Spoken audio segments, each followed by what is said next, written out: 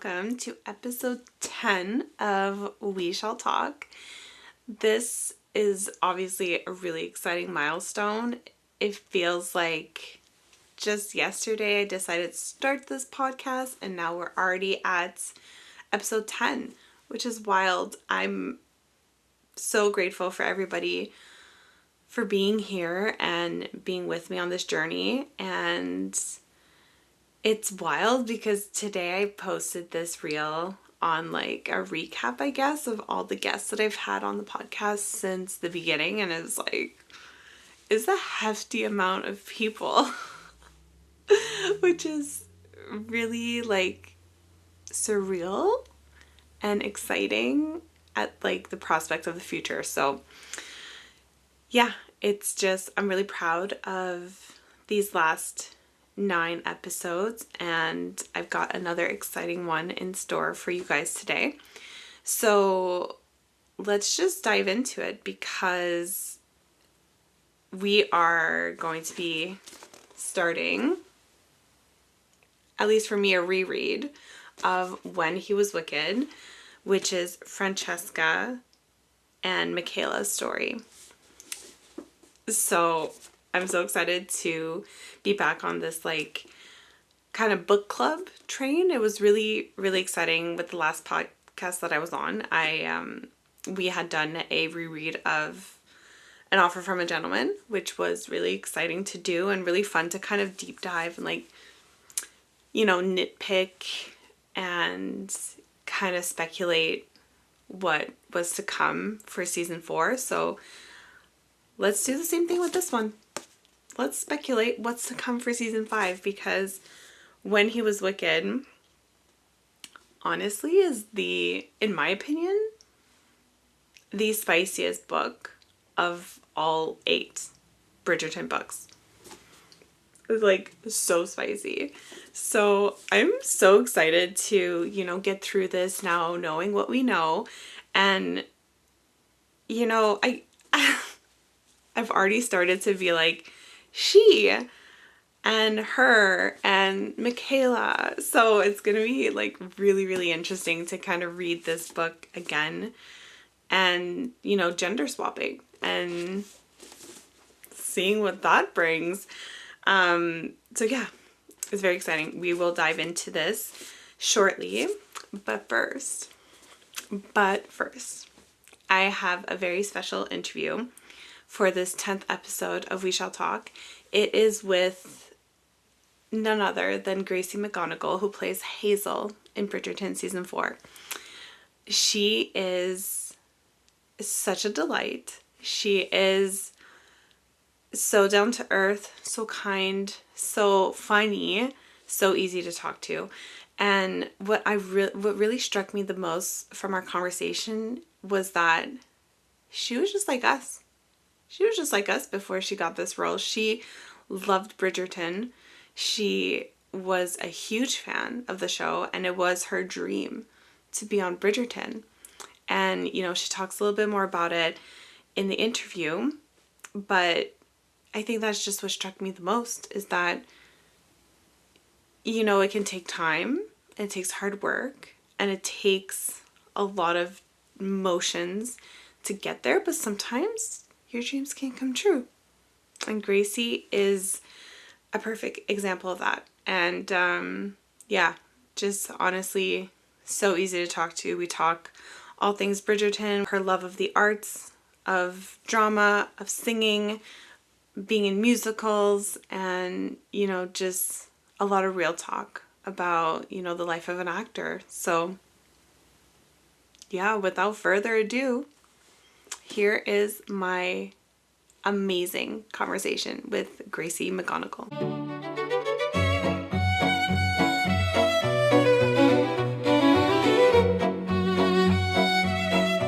Hey, how are you? I'm well. I'm so glad we could finally do Me this. too. You've been a busy lady though. Like, you've been doing a lot of stuff. And recently Into the Woods has been going so amazingly well. You Oh, guys won Olivier Awards. Like, tell me about thank that. you. Yeah, it's been good. It's been really good. it's been crazy. I feel like like I've had about a month of not being present at all. Like I've just been like everywhere. And it's just began to quiet down now. So I think all is well. But it's been amazing and the show's done really well and I've had a really nice time doing it. And I only have 6 weeks left now until unemployment and then we'll see what happens next. Isn't that just the wild ride of being Yeah. an actor? Tell me about it. It's crazy. Yeah. But yes. Oh, well, I'm really happy for you. Honestly, it's been so amazing seeing all of your updates online and Thanks. yeah, just super happy for your success. But I would just love to kind of start at the beginning and talk about kind of your background in acting. Like, do you remember the moment where you might have been like, yeah, this is what I want to do? Oh yeah. I mean, kind of consistently, time and time again, it proving itself as the thing I enjoyed most. Um, but probably when I was a kid, my parents put me in like a Saturday drama school acting class because I was so low confidence. I had like no confidence. My confidence is still pretty low, but which is kind of crazy because I'm an actor. But these things can all exist at once. But I just loved it. I loved the whimsy of it all and the lifestyle, and there was something so exciting about. What do you mean you get to work in the evenings? You get to go to the theater, and it's 10 o'clock, and you're out past your bedtime. Like that was always the most fun bit for me in like youth theater was you got to you'd be doing a show and it'd be like 8 p.m. and you'd still be out with your friends and I'd be like 10 or whatever. And that was always the most exciting bit. But I've always wanted to do it, and also music as well, singing. That's always been a huge part of my life, and musicals and all of that just felt like it contained so much joy and whimsy. Yeah. And it just kind of consistently felt right. And every time the opportunity presented itself to do it and to keep acting, like I kind of just chose to. And then when my secondary school wasn't going to run drama, as many, because I'm sure it's similar for you guys over there, but like just the arts crisis is just awful. It's still just awful. Like so many schools don't run creative subjects or don't place value on these subjects.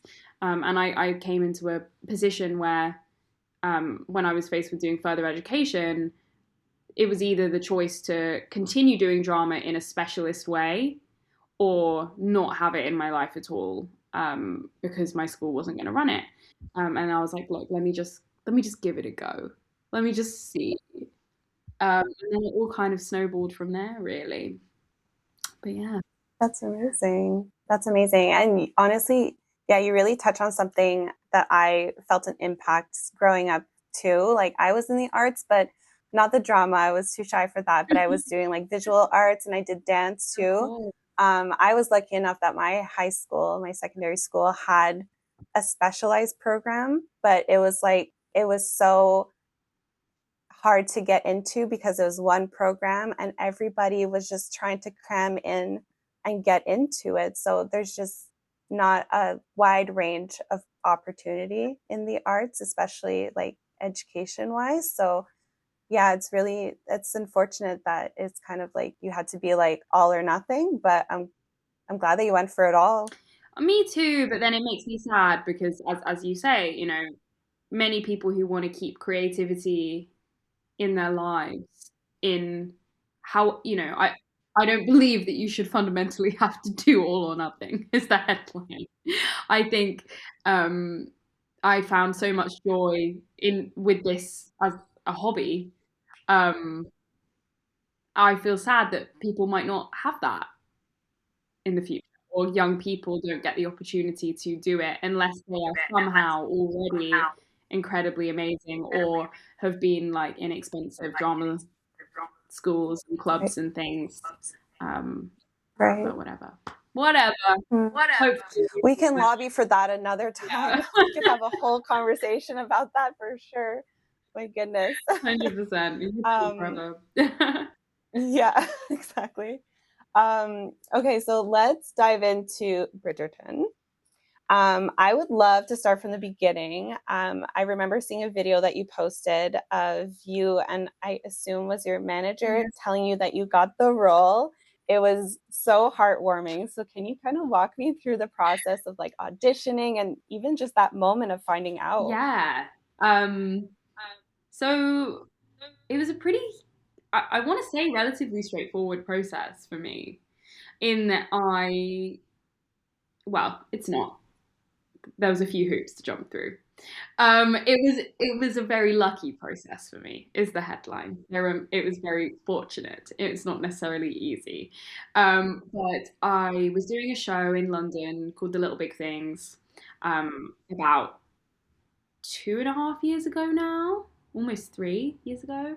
And the show was great and it was wonderful. And it was my first sort of supporting lead, I suppose, in a musical. I'd done like a West End play before, but I was sort of relatively newer to the musicals. Um, and my agent brought along the casting team for Bridgerton, Kelly Valentine, because it was always uh, a big dream of mine to do Bridgerton. It's always, always, always bucket list. When I've had to get my headshots done for the last, I don't know, like 5 years, I've always been like, I gotta make sure I have like a Bridgerton one. Like if I'm gonna apply for Bridgerton, then I'm gonna have, like I'll have my hair like done up and it'll be like Regency vibes, And many people have this. They have their like, their moody headshot or whatever. But my special one was always like my Bridgerton headshot. That's always what I want.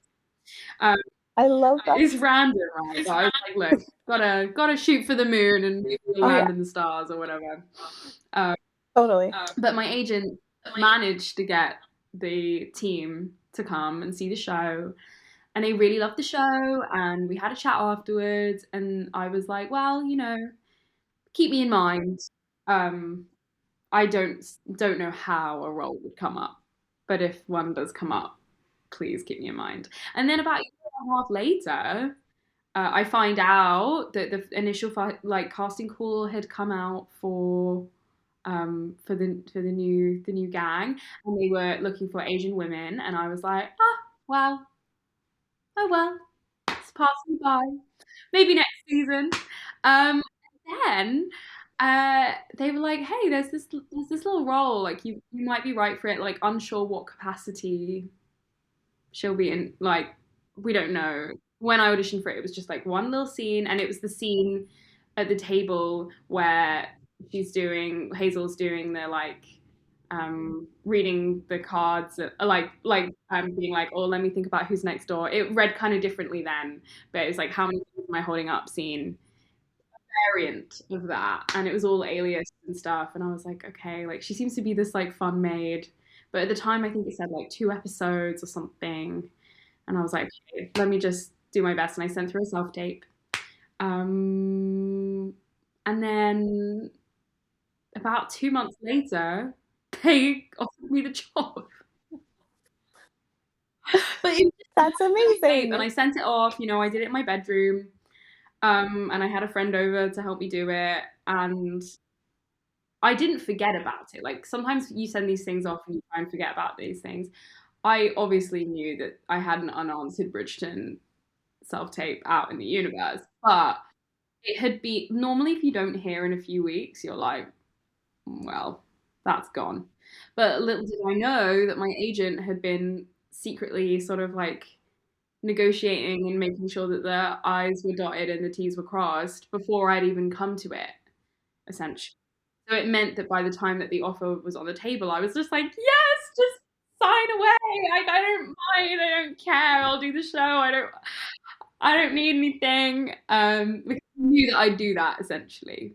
He knew that I'd be, as soon as I had an offer from Bridgeton, there's no way I was going to be like, uh, Let's go back, yeah, let's let's think about it. Yeah. think. You know what I mean? Like there's no way that was Yeah. gonna happen. So he did it for Oh, me for my own benefit, I suppose.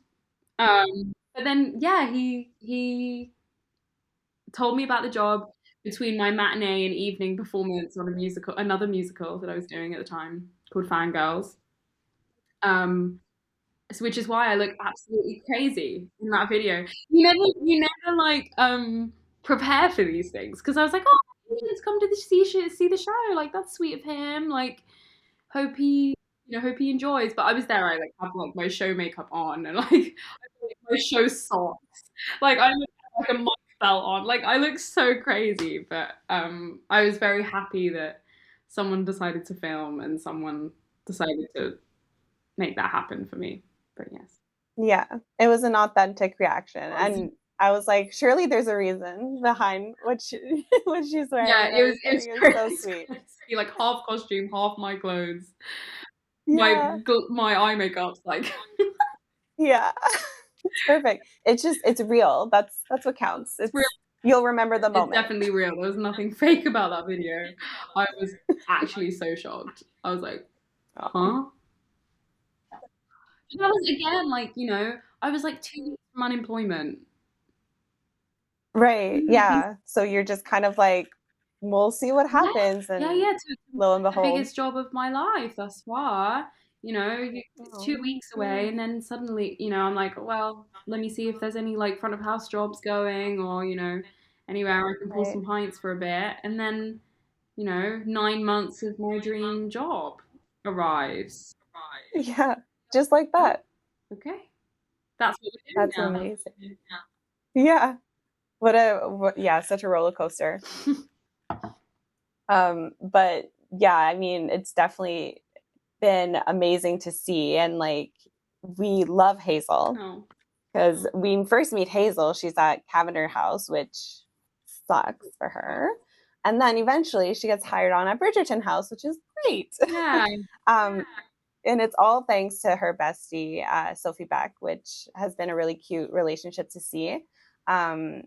So similar to, a Hazel coming into like the Bridgerton house being new, how did it feel coming into this huge production and being kind of like the new kid in town? And, I'm sure you weren't the only one. Obviously, like Yaron Hall was new. Yeah. There's a good amount of you guys who are new. So how did it feel coming onto this amazing set and experiencing all of that? I mean, the newbie girlies this year, and I use girlies as a gender neutral term, like all the new kids on the block were incredible. I felt very, very lucky to be included with them, like Yaron, oh my god, Izzy, Michelle, David, like just incredible newbies. So I felt supported in that way because I definitely wasn't alone. But also it's crazy, like coming from being like a real fan of the show, coming into it being like, oh, this is it. Like these are all these people I've watched for years and years. On the first table read, which I was thrilled to be invited to because I didn't really have many lines in like episodes 1 and 2, which is the episodes we were reading. And I was like, look, I don't really need to be here, but I'm honored that I've been invited because I felt like I had the proper initiation process. So we went to this like nice fancy hotel and we read through it, and in the other room, like the hotel was hosting like a limited edition, like Bridgerton themed afternoon tea, right? Random, right? But and they always do these things in different places, but like it just so happened that this time, the place where they were doing the table read, they had like it was just like a functioning hotel that had this themed afternoon tea happening, and I remember feeling like super nervous and turning up, and randomly everything was like Bridgerton theme anyway because of this afternoon tea that was happening. And then we sort of went to the toilet, and I was in the queue behind Adjoa, who plays Lady Danbury, as we know, but behind her and Golda, and I was like, oh my god, like I'm literally standing here, and it's the Queen, the Queen's there, and then these ladies from the afternoon tea, who are just going about their day, who booked for a Bridgerton afternoon tea, come to the toilet because we're all just using the public toilet, and genuinely, this woman almost faints. Can you imagine booking for a themed afternoon tea and all the cast are in the loo? Like it's crazy. And sort of in that moment, I was like, oh my god, I'm part of these guys now. These like special, amazing actors who've been doing this show for years. It was amazing, but it's also so nerve-wracking and scary because you don't want to let the side down at all. But hey. No kidding. No, that's really, really cool to see that perspective because, like, here I am wanting to talk to you because you're on Bridgerton and, like, I love it so much. And, like, I'm like coming into this, I was nervous to talk to you. So, like, that perspective, it's like, I can't imagine if I was one day, not that I want to, I could never be on Bridgerton. You know what I mean? Like, that experience must have been wild for you. And to have like that small little moment, seeing a woman almost faint because you're part of like the cast of Queens, Yeah. you know, Like, they're just there. and you know, that's how I feel in my like little voice inside, but you can't show it because obviously it's your job now. Um, but that, you know, that is how people feel about Bridgerton, and people love it, and I love it like that. And um, I feel very lucky to be included. But a few of us like downstairs cast like had a few random ways. Like Sophie, who played uh Celia, one of our other maids. She was a stand-in a couple seasons ago, you know. So she Oh, turned up really? like not thinking she was gonna act, essentially. And you know, she was given a line one day, and then they were like, "Oh, let's keep her on for like continuity." And then all of a sudden, this season, permanent fixture in the house. That's amazing. Wow, I did not know that. That's a really cool Little story. fun. There's a few, yeah, especially with the downstairs cast. Like, I feel like Mhm. we've all got fun ways that this has came to be. Yeah. Huh, I love that. That's a cool fun fact. Um, well, okay, so another thing that I did want to talk about though, because you joined this cast, it was kind of a really big milestone because you were the first cast member with a congenital limb difference. And the reaction to this online has been so beautiful. Like, I have definitely shed a tear or two watching people like see themselves in you on screen. Like, their videos are so special. So, how does that feel to know that you're bringing kind of like a huge impact on people's lives, being a part of the show on such like a world? I mean, it's incredible. I too have shed a few tears. Um, but yeah, like when I got the job, it was very about me. I was like, oh my gosh, I get to do this thing. I'm so pleased that I get to do this job. But actually, this means a lot to a lot more people than just me and my immediate friends and family. Like this, for, it's just meant the most, essentially. It really has. Um, People seeing themselves in a show like this, you know, I didn't see myself in a show like this. I sort of dared to dream because of a lot of the amazing disabled actors that have come before me, and have made it in their own ways. And I sort of allowed myself to be so bold to think that I could audition for Bridgerton. Um, but yeah, the way people have seen themselves, you know, there's this one girl who recorded herself watching the TV with the caption like, "You never know who's watching," and then she turned around and she is also someone with a limb difference like me. Oh, girl, I know. It makes me like weepy thinking like about it. what It do was you so mean? sweet. Like what do you mean? You Ah, know, and for so many people, Bridgerton as a show is such a solace and such a moment of escapism. You know, they might not be actors. They're just like normal, good, normal people with normal, good jobs. Isn't it so crazy as acting? Who really treat Bridgerton as fantasy escapism, romantasy, you know, uh, and to see themselves reflected in that space, which has so been occupied with especially white women, like able-bodied, um, for a long amount of time. I think having this representation is so important. It's why we love Bridgerton so much because it is so diverse in all aspects. Um, And I just really appreciate and love them for keeping that alive with disability as well. It really, at the moment, definitely feels like the opportunities are endless. Um, with our queer storyline coming up next, like, can't wait to see that. People are gonna feel so good and feel so supported by this show. And That's the thing. These stories are so important, and it's like a space where it's not often used to like as a platform, but like they make it their purpose to make people feel seen in this kind of, like you said, romantic-y world. And it's so beautiful to see, and it just keeps getting better and better and better, and impacting more and more people.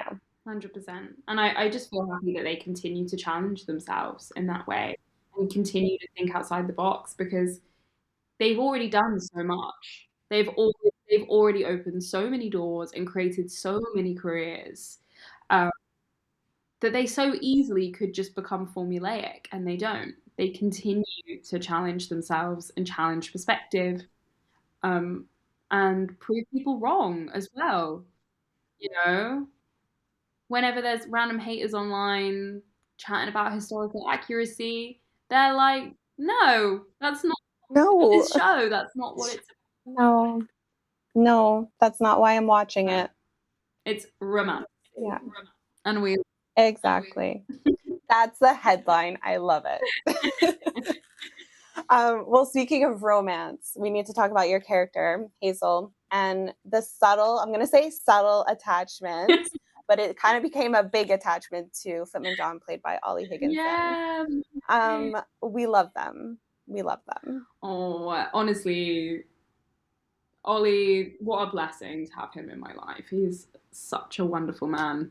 And such a privilege to act across from him as well, because he's so bold too. Finding those moments to create and to bring flirtation and personality into the mundane a lot of the time.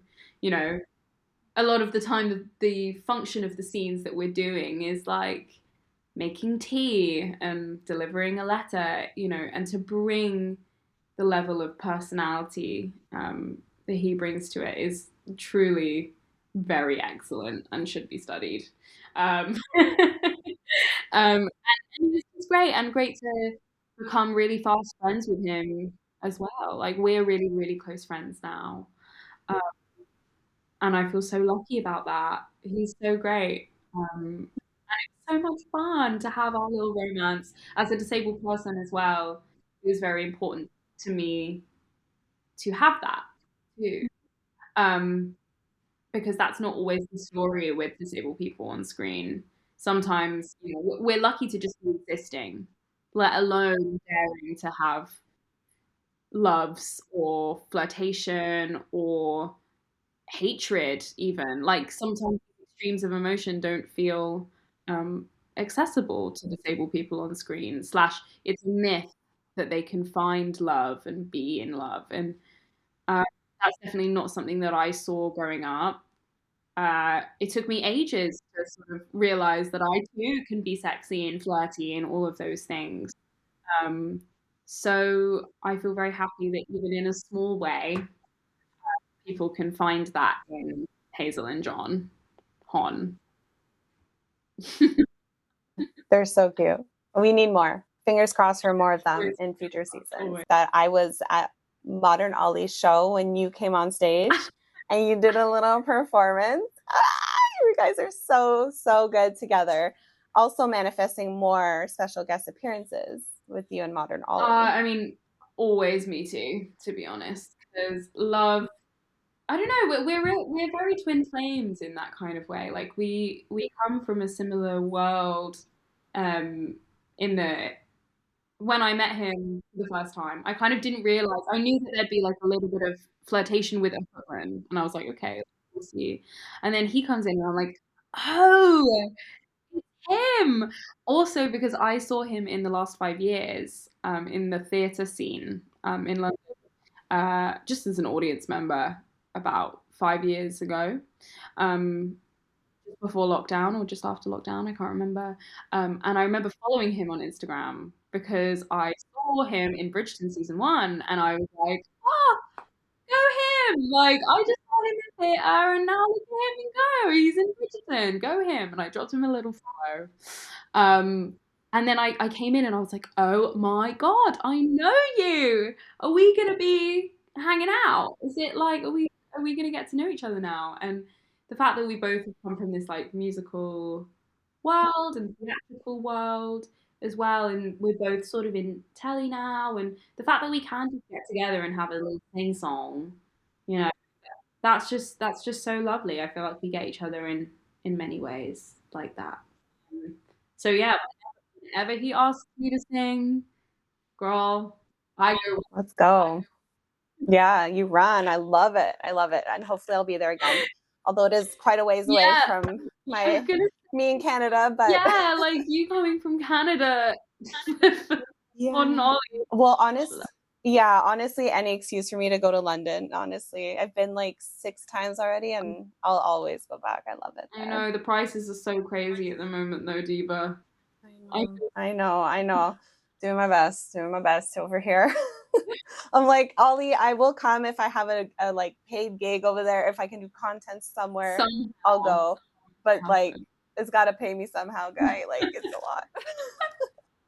But no, fingers crossed. Hopefully it works out. But no, it was really incredible to see that. Yeah. And I actually, side note, I don't have to include this, but like I made a reel shortly after part 2 came out, and it hit like over 1 million views, and it's just you guys singing. It's just you guys existing, and I captioned it something like "Rich in Life" because I've seen Footman John and Oh my Hazel gosh, sing live, yes. like millions of views. I was like, people love Hazel and I John. think They just love too. it. It's been honestly, I've been very lucky. Like I feel like I wasn't expecting such a wonderful reception. Um, Especially because my character doesn't like exist in the books or anything. Like I didn't know if that would be like fans would be like, oh, irrelevant. Like why are we spending time on these guys? Um, but genuinely, it's been the opposite, and the way people have really found. Um, think it's been with the lower classes. I suppose it's brought this really three-dimensional, rounded energy to season 4. I think it's made the world feel really, really dense. Having seeing how it all works behind the scenes, those kitchen sets and stuff. Oh, bro. Going on for the first time, I was like, Yeah, they look incredible. And I do a lot of reaction videos of me watching.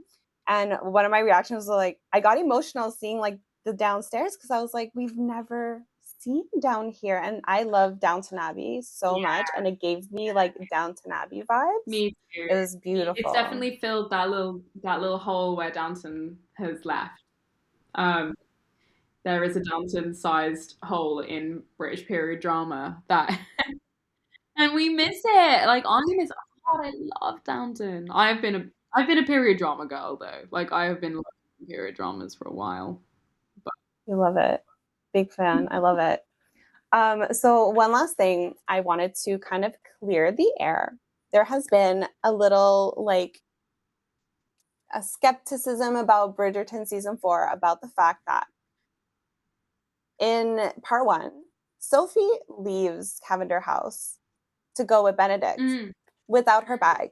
And people have been so distraught by the fact that our girl just left without her belongings and then suddenly she has them again. And somebody had asked Garen, how the heck did she get her bag back? People need to know. She's like, surely Hazel. Surely Hazel I brought the think bag. And I think you can confirm or deny, clear the air. Did Hazel bring her? I think Hazel defo bought the bag. There was I don't know if I'm allowed to say anything. I don't know. But there was definitely something that didn't make the cut, which was um Sophie on her way to the carriage with Benedict being like, "What about Hazel?" Which I'm guessing is like us as an audience wouldn't have had any attachment to Hazel at this point. So they probably just had it because it was like, why? why are we talking about this Hazel girl? Like, who is she? It's kind of just like a joyful thing when you see her again. You're like, oh wait, that's the name from before. But she's like, oh my God, what about Hazel? And then Benedict kind of assures her then that he will sort it. I will come separately another time. And that in my heart is when I'm like, ah, Diva forgot her bag. Come And on, with her little dolly, please get her with her back. little toy in her bag. Yeah, love. In my heart, I mean, I obviously cannot confirm or deny because I don't know. It's to the Bridgerton lore mysteries, one of those ones. But if if Hazel had the choice, she's not going to leave her girlie for dead. She's going to be No, holding on surely to not. dresses and putting them in the little bag and bringing it. Of course. Of course. I love it. Well, thank you. Thank you for clearing that up. We needed that to move on. Yeah. You know what I mean? All the loose ends. Occasionally, there are these little ones that slip through the cracks, and you're like, Yeah. Yeah. Surely. Surely Hazel's got her back. Oh my goodness. Well, Gracie, that is all the questions that I had for you. And I am so, so, so grateful that you joined today. And like from fan to fan, like it's been such a treat to chat with you. And I wish you all the best, all the success moving forward. And it's been so great to see you thrive, so girl. much. Genuinely, your support's been amazing. So thank you. And really lovely to chat with you. I'm so glad this was able to work out. Yes, I know. I'm so glad, and good luck with the next few weeks, 6 weeks of Into the Woods. Thank you. And here's to the next one. Day, manifest, keep everything crossed. Yeah, I got you, girl. I got you all the way from Canada. Thank you.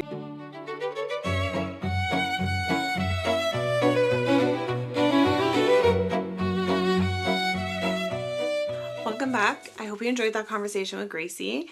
Feels like a really nice way to like tie up season 4 chatter with like a wonderful little interview with Gracie, who stole our hearts as Hazel in season 4.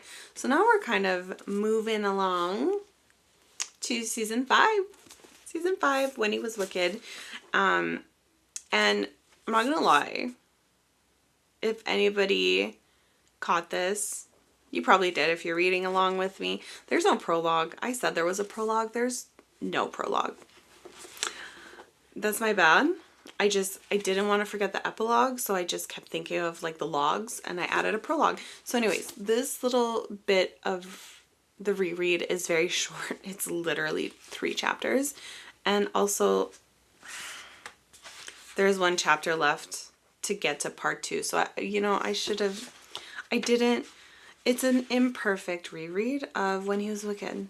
This is an imperfect podcast. This was an imperfect plan. So whatever. More time. It's fine. It's because Gracie's interview was just so good and so long that I didn't want us to have to read so much. That's what we're going to go with. Okay. So, When He Was Wicked is quite a sad start. And it really brought me back. So let's dive into it because we've got chapter 1, which is the beginning of part 1 in March 1820, London, England. So season 4 of Bridgerton, Benedict and Sophie's story, is 1818. So as confirmed in, the most recent article on Shondaland about season 5 and it being in production, they did this whole interview and this whole kind of spiel about season 5, and they did confirm there was going to be this time jump, which coincides pretty well with the book. So we are now 2 years ahead of when we last saw Francesca and Michaela. And chapter 1 till 3, I find, is very reminiscent of the the story that we know so far of John and Francesca and Michaela coming into the picture.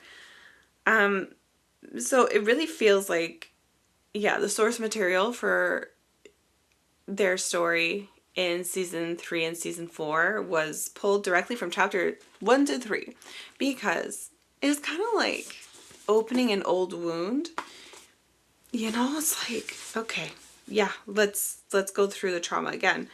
And I love how the chapter starts. It's a really beautiful way to start, and it's a heartbreaking way to start too. It says, in every life there's a turning point, a moment so tremendous, so sharp and clear that one feels as if one's been hit in the chest, all the breath knocked out, and one knows, absolutely knows, without the merest hint of a shadow of a doubt, that one's life will never be the same. For Michael Sterling, that moment came the first time he laid eyes on Francesca Bridgerton. So this brings me back immediately to the end of season 3, when we were first introduced to Michaela. Francesca is talking to Eloise about, you know, going to Scotland. Eloise wants to tag along. John's like, well, it's going to be a full carriage because my cousin Michaela is going to be joining us. So there's this moment that we kind of see the point of view of Francesca, you know, kind of, she's forgetting her name. Like, she's having the moment that her mother has always told her about. She's having this moment with Michaela. But from this point of view, we can kind of guess and imagine that Michaela was having a similar reaction, but has more, I guess, of a poker face on how she's kind of portraying herself. She's not really wearing her emotions on her sleeve, and she's very confident. So it's kind of nice to see that, you know, right out of the gate, we're like, oh, Michaela was feeling like she was being hit by like a freight train. You know, without a shadow of a doubt, she saw Francesca and she was like, shit. Which I love. I love. So that's kind of where we're going right out of the gate. And, you know, we're just talking about the irony in these next few pages. Of course, the one person that I fall in love with is married to my cousin, to my closest friend, my brother, basically.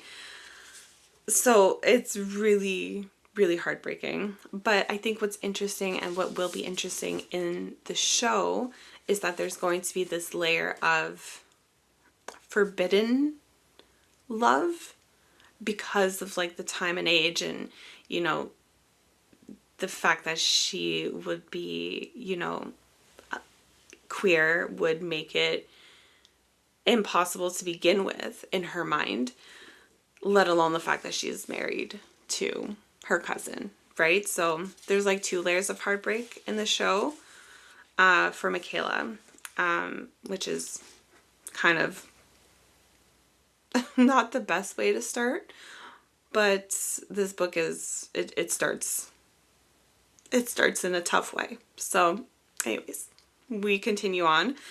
A few pages later, they really talk about how close Michaela and John were. Their fathers were twins, and it says that John's dad entered the world 7 minutes before Michael, which was the most critical 7 minutes of Michael Sterling's life. So that automatically put him as like second in line for everything. But it's nice because it's just, he doesn't kind of, and they speak to it a little bit later in these chapters, he doesn't ever hold anything against John. It's just love, which is really beautiful. And it really is something that we could see in the show, how they just, Michaela and John just love each other so deeply. And yeah, the chapter 1 just kind of continues, and it's just kind of the internal dialogue for Michaela, and how she's just very much like, I can't have these feelings, but she's so close to John and Francesca. So there is this moment on page 12 where, you know, Francesca's trying to, like, set up Michael with Eloise, and it's like, it's driving him insane. And it's very similar to the fact that, like, Francesca in the show was kind of like, oh, well, I'll just distract her and set her up with this guy. And John's like, no, you're not, you know. And it's like a soft spot, or a sore spot, I guess you could say. So it's nice to see that was pulled from the book, where, like, he's like, nope, John's Michael's uncomfortable, like, let it go, you know. But then she throws in Eloise, and it's like, girl, no. So it's a lot of kind of showing the relationship between them, and, you know, how Michael is just not interested in being with anybody right now, and secretly it's because he's in love with her. So yeah, it just kind of continues on a little bit, and then page 16, the dreadful moment when John is like, I've got a devil of a headache, I think I'll lie down. Oh my gosh. And you know what? Reading this for the first time, you're like, ooh, that's not good. But in the show, wow, my God, it's like a stab. Oh my God. Oh my gosh. It just reading it brings me back, and I'm like, I hated this so much. But, like, in the show, we just got attached to John so much more. Ugh. So sad. And honestly, I have a bone to pick. With the writers of Bridgerton, because what do you mean? In the book, it says, Michaela says, right, do you want me to have somebody wake you? John's like, nah, I'll ask my valet to wake me. Why in the show did we think, oh, let's make his wife go wake him up? Oh my God. That's so unnecessary. So unnecessary. It's not even in the book. Don't. Oh, God, that was the worst. Oh my God. Anyways, so that's ultimately chapter 1. It ends on a really nice note, because then Francesca's like, hey, you want to go for a walk? And Michaela's like, yeah, sure. Oh, poor John, he always gets headaches. And then Michaela's like, I never get them. And then Francesca says, lucky you. And then at the end it says, yeah, lucky him, lucky her. And I don't know, something tells me that the end of this chapter, just the luck part of it, is going to be a recurring theme throughout. And I just feel like at the end, I don't want to spoil, but I feel like there's something about, anyways, I'm just going to say stars, because that's why I'm thinking, like, lucky stars and the luck thing. I feel like it's going to come back, which is really cute. Okay, it's fine. Okay, anyways, on to chapter 2. We're in Francesca's point of view, which, again, feels like such a clear source material for developing the Francesca that we know in the TV show. Because there's this part on page 20 where her internal dialogue is, but she was different. She always felt a little different from the rest of her family. She loved them fiercely and would have laid down her life for any one of them. But even though she looked like a Bridgerton, on the inside she always felt a bit of a changeling. Where the rest of her family was outgoing, she was not shy precisely, but a bit more reserved, more careful with her words. She developed a reputation for irony and wit, and she had to admit she could rarely resist the opportunity to needle her siblings with a dry remark. It was done out of love, of course, and perhaps a touch of desperation that comes from having spent far too much time with one's family. But they teased Francesca right back, so all was fair. So I feel like this is just very much the best description of Francesca that we know on the screen. She's just, we know that she's not really shy, but she's quiet. She's just different. She doesn't feel like the same. She likes to be in a different room. And if she is with them, then she can have like little sly comments, little like quick wit remarks, not loud, not obnoxious, just she can like hold her own. So I find that this is really, it's refreshing to see how, you know, in tune TV Francesca is to book Francesca. And, you know, she goes on to reminisce about her first meeting with John, and it says that their first meeting hadn't been one of overwhelming love or passion, but rather filled with the most bizarre sense that she'd finally found the one person with whom she could completely be herself. So again, it's a lot of confirming the relationship that we got to see play out in season 3 of Bridgerton, and then inward and onward in season 4. And, you know, there's just, it's barely a chapter's worth of information on their relationship and how they started so far.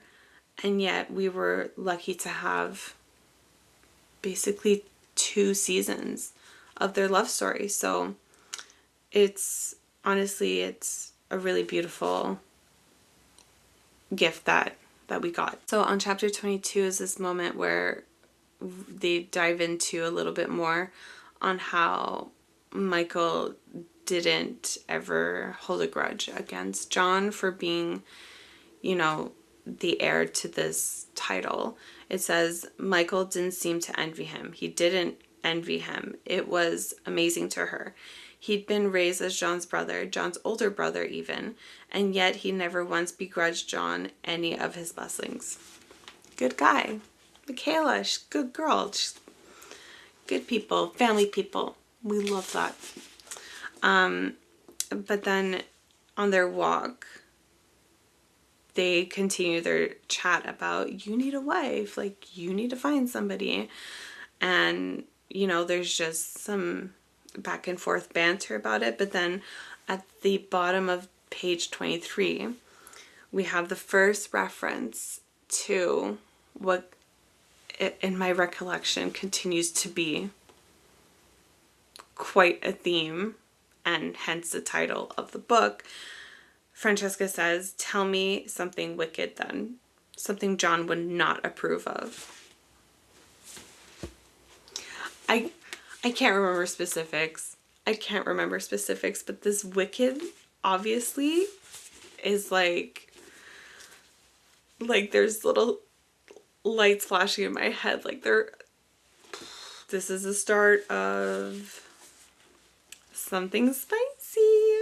Tell me something wicked. Francesca, girl, you're just going for a walk. Your husband's napping, please. Anyways, I'll be fine. So yeah, she's just kind of like, they're flirting. Like, they're actually flirting with each other here. She admits to herself that she wouldn't trade her wedded bliss for anything, but who didn't like to be regaled with tales of debauchery and spice? Oh my god, I can't.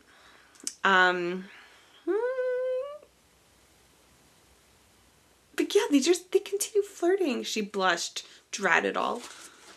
Oh my god. Like, they're talking, they're so spicy. Like on page 25, Francesca says, this is just your way of telling me you have a woman waiting for you, probably draped in nothing but the sheets on her bed. That's an interesting friendship if that's how you talk to your husband's cousin. Yeah, so yeah, it's just right out the gate, chapter 2, it's like, something's going on here, because even so, they continue. Michael says, "You're the only woman I know who would never stray. You have no idea how much I admire you for that." And she says, "I love your cousin," she whispered. "I would never betray him."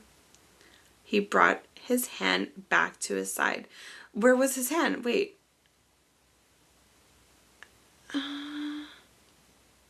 Oh, yeah. You're the only woman I know who would never stray, he said, touching her chin. Sir, ma'am, please. Whatever. I love it. Anyways, and then super low key, page 28, she finds her husband dead. Perfect. Great start to the book. Great start to the book. And then it just continues to be traumatic stuff. Michael calls her Franny. Break my heart. Francesca goes, "Wake him up, Michael." Break my heart. Wake him up. Do it for me. Wake him up. Break my heart. And John wasn't in the room. He was gone. What was on the bed? It wasn't John. Oh my God.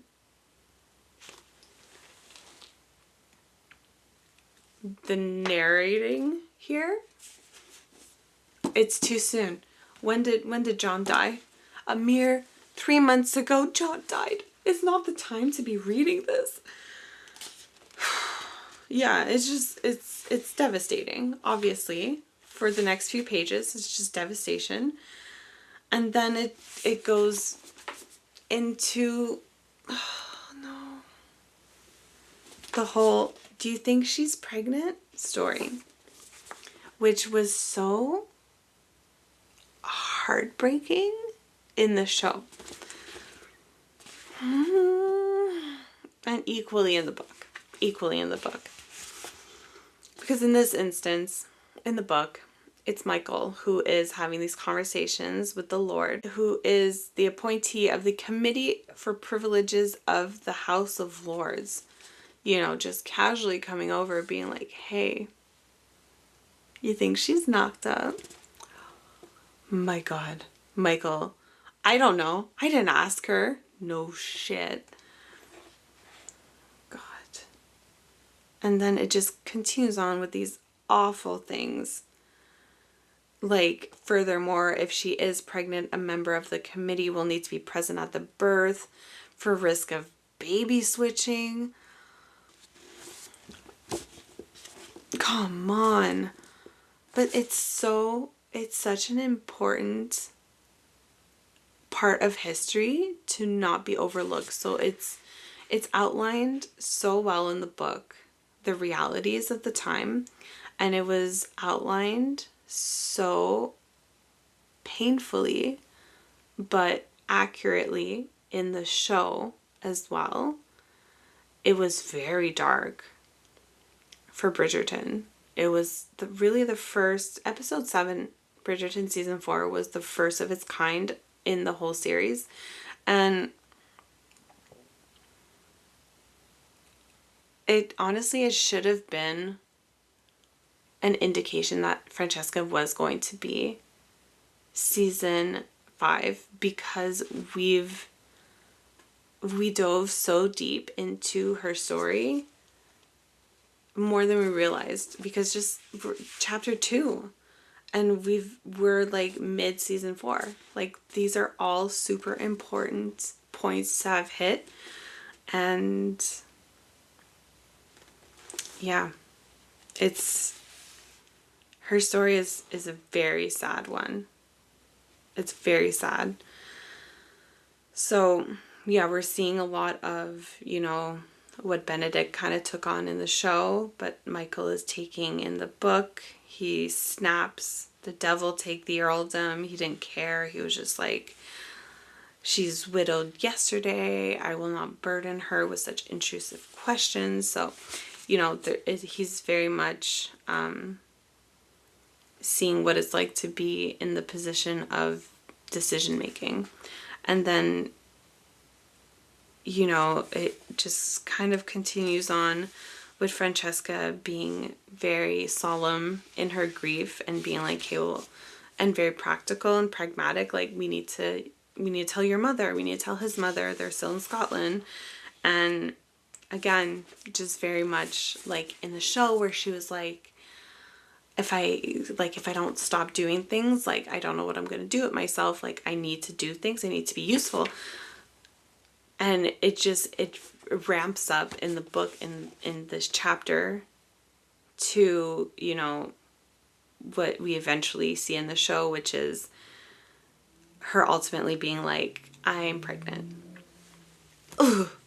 Oh my God. So yeah, at the end of chapter 2, she announces this quickly to Michael, which then muddies everything up, because as we dive into chapter 3, the mothers are in town. We have Janet, who is John's mom, and Helen, which is Michael's mom. They're now around, and, you know, finding, you know, this comfort in Francesca being pregnant. But we're diving into the fact that that complicates things for Michael, because he can't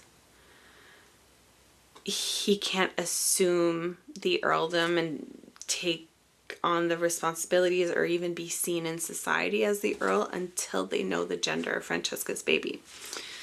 So they explore this a lot in chapter 3. And, you know, they're showing a lot of the distance from Michael, similar to in the show where Michaela just kind of like, she can't really talk, she doesn't really want to, and then eventually she leaves. She leaves London. So this is really true to the book, in that, you know, Michael just, he can't be around, and he doesn't know what to do with anything. So then there's again some heartbreaking conversations with the moms, with Janet specifically, John's mom, saying, I'm on page 40, I'm so pleased you're carrying. It makes it a bit more bearable. And then she says, let's just say that no grandchild shall ever be loved more than the one you're carrying. It's a piece of him. That's all that matters. Ugh, and that just gives me chills, because it brings me right back to that incredible speech that Francesca gives in season 4, where she's like, which she's talking to her mom, to Violet, and being like, you had 8 pieces of your husband. Francesca.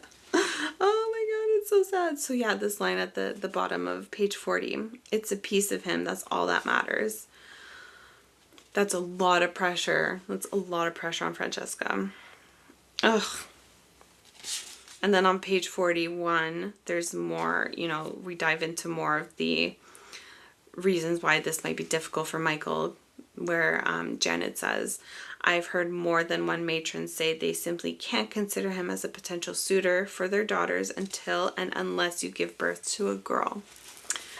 So really important thing to note, because it's such a limbo for Michael. So how is he supposed to be present and mourn alongside Francesca if his fate is still undecided? He doesn't know.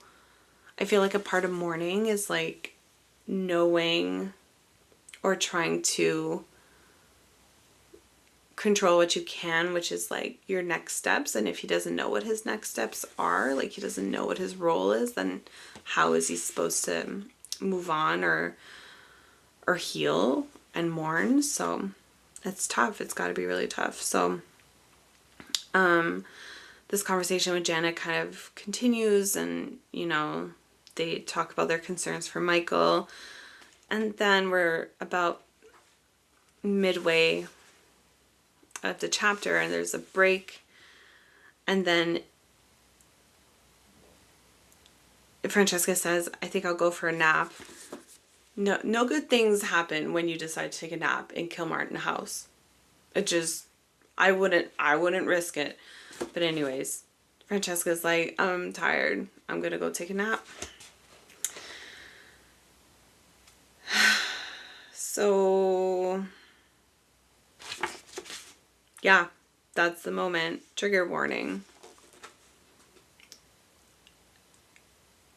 Janet gasps and there's blood. So, sheer panic. And a little bit earlier, I kind of skipped it. Earlier in the chapter on page 39, Janet and Francesca, as they're talking, they kind of shift the conversation, and Janet's like, how are you feeling? And she's like, fine, no different than I've ever done. And then Janet's like, that's remarkable. I've never heard of such a thing. And Francesca says, if it weren't for the loss of my courses, I'd never know anything was different. And then, by page 43, we know that, she's having a miscarriage.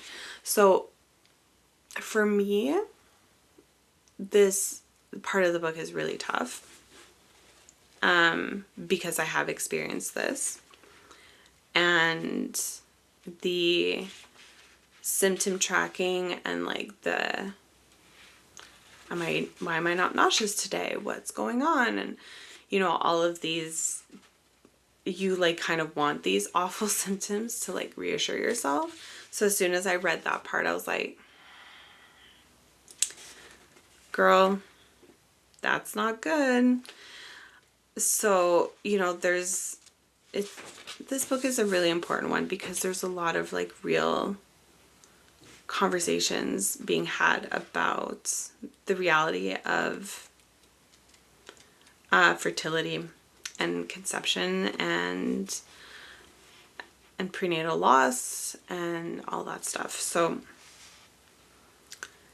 yeah, it's dealt with really tastefully and well, and just enough detail for it to hit home, and it definitely did. I cried at the beginning of this book when I first read it because I've been through that. And just the word blood, like I highlighted it, and I'm like, that just is your worst fear, right? When you're pregnant, and it's triggering to read. So it's, yeah, this freaking book. But anyways, we're setting the tone for where we find Francesca when the story really takes off later on. And then at this point in the chapter, we kind of have a switch of point of view. We are from Michael's perspective at this point, and just giving us an inside look of like where he's at mentally. And he kind of just doesn't know what to do with himself, but he just knows that he needs space, basically. And his expectations of grief are outlined on page 44. He says he thought that his grief might finally overtake his longing for her, that he might finally be with her and not want her. But no, his breath still caught every time she walked into the room, and his body tightened when she brushed past him, and his heart still ached with the pain of loving her. He was already stepping into John's shoes in so many ways. He would not complete the betrayal by taking his place with Francesca as well. So at this point, Michael's like, I'm checked out because I can't do this. So now we're kind of like understanding the distance that he's putting between him and Kilmartin House. And then suddenly he gets a letter. It says, a message for you. She said it was urgent, and the note says, come quickly, Francesca has lost the baby. Perfect. Just the kind of note that you want to get. Sheer panic. So at this point, Michael is off to see Francesca. But he doesn't know what to do. And ultimately it's interesting because it's like, sure, later on we see that Francesca was like asking for him. She wanted to see him and all of that. But in his mind, it's so focused on Francesca and like her well-being. And he says multiple times like, this is a tragedy. But in reality, he was likely summoned to the house because this just confirmed that he is the new Earl of Kilmartin. And like, although obviously Francesca's like health and well-being is a priority, he was probably brought there first and foremost to figure that whole part out, which is, again, heartbreaking, hard pill to swallow, right? And at one point, Helen, on page 47, she says, "You're Kilmartin now." And she goes, "I must say, well, a mother wants the world for her children, but I never would have." And he's like, "Don't." He's like, "Don't you dare." And I like this line where he says, "And by God, if anyone offered his congratulations, ... lose his mind."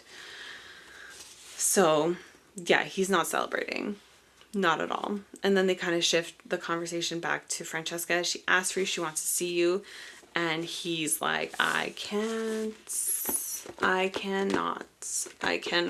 And he literally leaves. He just leaves at the end of chapter 3. And he is absolutely at a loss. Man, I really should have done chapter 4, but alas, I did not. Anyways, that is it for this episode. It's just, this part of the book is just rehashing old wounds, trauma from the show.